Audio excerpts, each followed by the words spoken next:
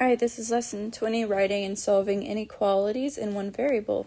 So for 20.1, we have a dinner for drama club. Kieran is getting dinner for his drama club on the evening of their final rehearsal. The budget for dinner is $60. Kieran plans to buy some prepared dishes from a supermarket. The prepared dishes are sold by the pound at $5.29 a pound. He also plans to buy 2 large bottles of sparkling water at $2.49 each. Represent the constraints in this situation mathematically.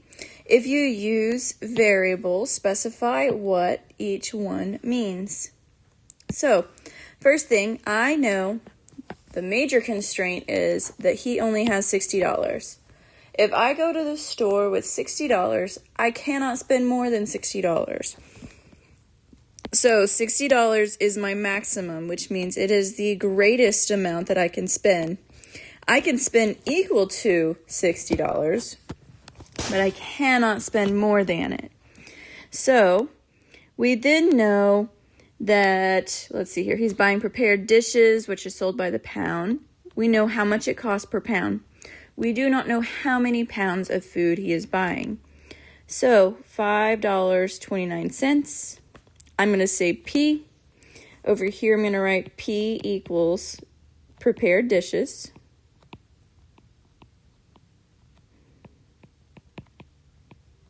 And then I'm going to put in pounds. Okay. Then we know that we're getting 2 large bottles of sparkling water at $2.49 each. So we're going to add that to the cost of our prepared dishes. So we're going to have $2.49 times 2. I'm going to go ahead and solve this part out because it is pretty simple. So we're going to have 60 is greater than or equal to 529p plus 498. Okay, because 2 times 249 is 498. So now we're going to solve for number 2. How many pounds of prepared dishes can Kieran buy? And explain or show your reasoning. We're going to show because we're just going to solve for P. So we are going to subtract, I'm going to do this right here, 498 from both sides. We are going to get 5502 is greater than or equal to 529p.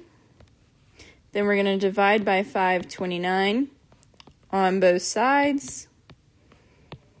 And we are going to get 10.4 pounds is greater than or equal to P.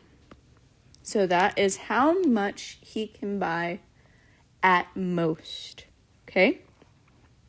Next section, 20.2, gasoline in the tank. Han is about to mow some lawns in his neighborhood.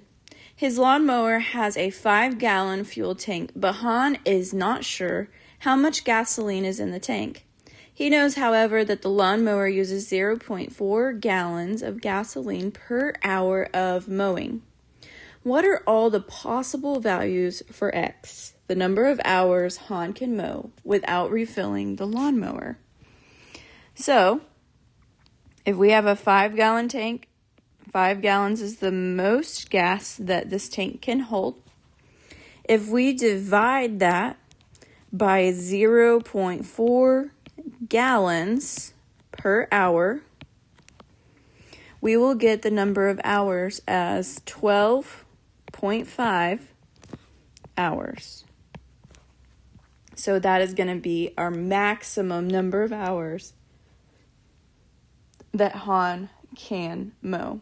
So a good representation of this would be, so X is going to be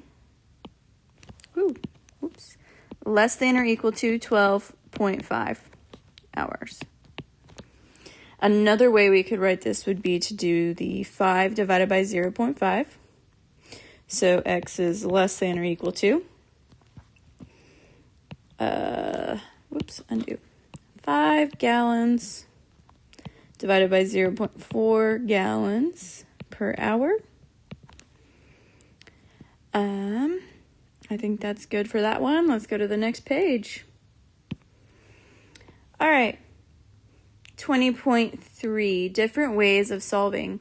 Andre and Priya used different strategies to solve the following inequality but reach the same solution. Make sense of each strategy until you can explain what each student has done. So first thing I want you to notice is that they changed this inequality to an equal sign. Okay, they both did that. All right, we're going to look at what Andre did, and then we're going to look at what Priya did. So for Andre, so we have the equation, we have the equal sign. Then let's look between here and here, between equation 1 and equation 2. He distributed the 2.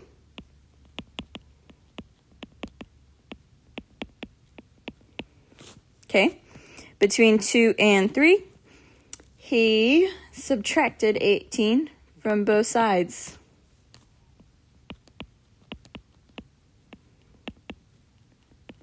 Subtracted 18 from here to here. We subtracted 4x, sorry, not 5, 4x from both sides.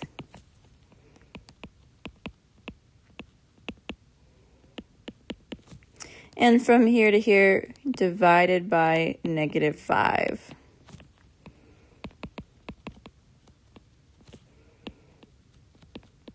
To get our x isolated. Andre tested to see if x equals 4 is a solution. He chose a number that was bigger than 3. So it was greater than 3.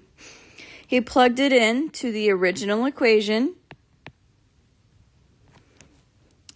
And he got this right here. We got 2 times 9.5.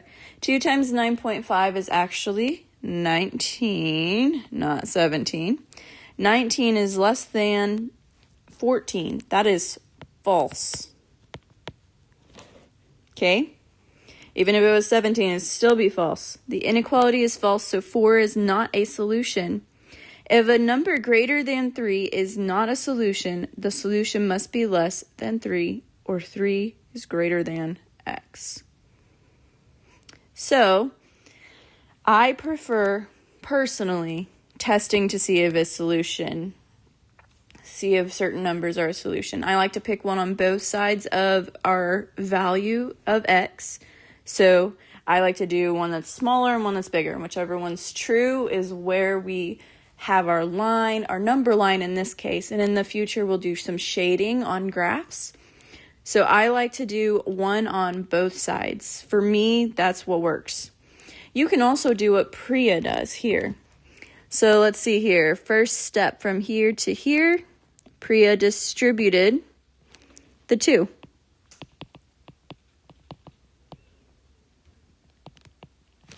From here to here, Priya added x.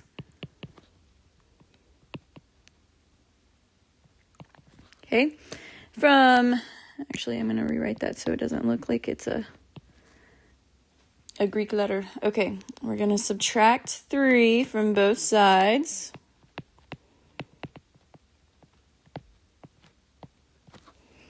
And then lastly, divide by 5.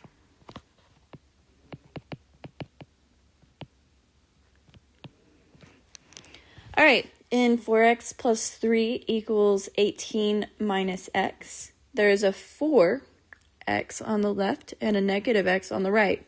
So if x is a negative number, 4x plus 3 could be positive or negative. But 18 minus x will always be positive. So if we plug in a negative number for x on this right here, it will always be positive because we will have, let's plug in a -1, which I put in an extra mark there on accident. And we'll just rewrite that. If I do 18 minus -1, we are always going to change this to be a positive. Okay?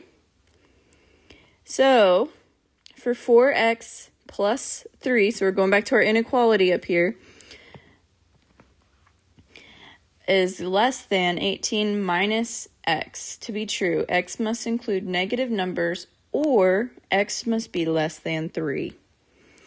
All right, I want you guys to try these out and see which method works better for you, okay? So you're going to either use Andre's strategy, which was testing values on either side of the given solution, or Priya's strategy, which was by reasoning about parts of the inequality.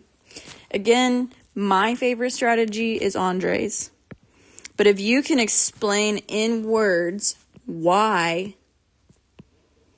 an inequality is true for certain values without plugging anything in, that is also entirely acceptable. Okay, so but on this side, I do want you to try out number 2, A through D. All right, we're going to go to the next page. We are going to skip the Are You Ready for More? Then we're going to work through. I think I am going to do, let's see here. I'm going to do 2, 4, and 6. So you're going to do 1, 3, and 5. So for number 2, I want to get rid of the fraction first. I want to get rid of the fraction that's attached to my x because we want the constant value that's attached to our variable to be a 1. So we're going to multiply this by 4 on both sides to get rid of that fraction. That's going to make 1/4 of 4 is 1. So it is going to be x is greater than. We have positive 4 times negative 1/2, so we're going to have a negative sign. And then I know that half of 4 is 2. So I'm going to look for my graph on the right side that has a point at -2, and I want that point to be hollow because my sign in between, my inequality, does not have the equal to sign. So we're going to have greater than -2. So we're going to go find our graph that has a -2, and it looks like it's going to be E. Because we have a point at -2, it is hollow. I'm going to plug in a number to verify that I am correct. I'm going to plug in the 0 because it's on the right side. That's the side that's shaded on that line. So I'm going to plug in 1 times 1/4, 0, greater than -1/2. 1/4 times 0 is 0. 0 is greater than 1/2. That is true. So my line is correct for E. Okay. Number 4. Let's see here. I'm going to distribute this -4 out here. So I'm going to get 8x minus 2 is less than -4x plus 4. Then I am going to add 4x to both sides. I'm going to get 12x minus 2 is less than 4. We're going to add 2 to both sides and get 12x is less than 6. We divide by 12 on both sides and get x is less than 1/2. All right, so I'm going to find my graph that has 1/2. It's going to be a hollow circle because this is a less than sign. It does not have the equal to, so that's hollow. I can see that nope, not A. That's a -1/2. Let's see here. D is at positive 1/2. Then we're going to plug in a number. Looks like we're shading to the left there. So I could plug in 0 again. I like to pick easy numbers, okay? So if I plug in a 0, I'm going to get 8 times 0 minus 2 less than negative 4 times 0, minus 1. So that's becoming 0. So negative 2 is less than negative 4 times negative 1. Negative 2 is less than positive 4 because a negative times a negative is a positive. 4 times 1 is 4. So we get negative 2 is less than 4. That is true. So it is shaded on the correct side. So I know that 4 is D. All right, lastly, I'm going to do 6. So we are going to multiply both sides by 5 because both of my fractions have a 5 in the denominator. If I multiply both of those fractions by 5, I get rid of the denominators and the whole thing. So 5 times 12/5 is going to be 12. 5 times x divided by 5 is going to be x. So then equal to 5x. We're going to add x to both sides. We're going to get 12 is less than or equal to 6x. We'll divide by 6 on both sides and get x is greater than or equal to 2. Or 2 is less than or equal to x. So I'm going to look at my graphs and see which one, or ones, goes to 2. I know it's going to be a solid because I have this equal to sign right here. Solid circle at 2. So I can see that this one goes to 2. And this one goes to 2. So I'm going to plug in some numbers and see which one works. So I'm going to plug in a 0. And I'm going to plug in a 10. All right, so if I plug in a 0, I'm going to get 12 over 5 minus 0 over 5 is less than 0, less than or equal to 0. This is going to be 0, so 12/5 is less than or equal to 0. That is not true because it's not negative on the left side, so I know that it's not going to be B, but I'm going to double check with my 10 and see 12 over 5 minus 10 over 5 is less than or equal to 10. So now we have, let's see here, that should be 2.4 minus 2 is less than or equal to 10. So we get 0.4 is less than or equal to 10, and that is true. This one over here is false. So I go on the side that is shaded toward the 10, which is going to be C. All right, I'm going to let you guys do 1, 3, and 5. Make sure you do your practice problems and cool downs. Email me if you have any problems.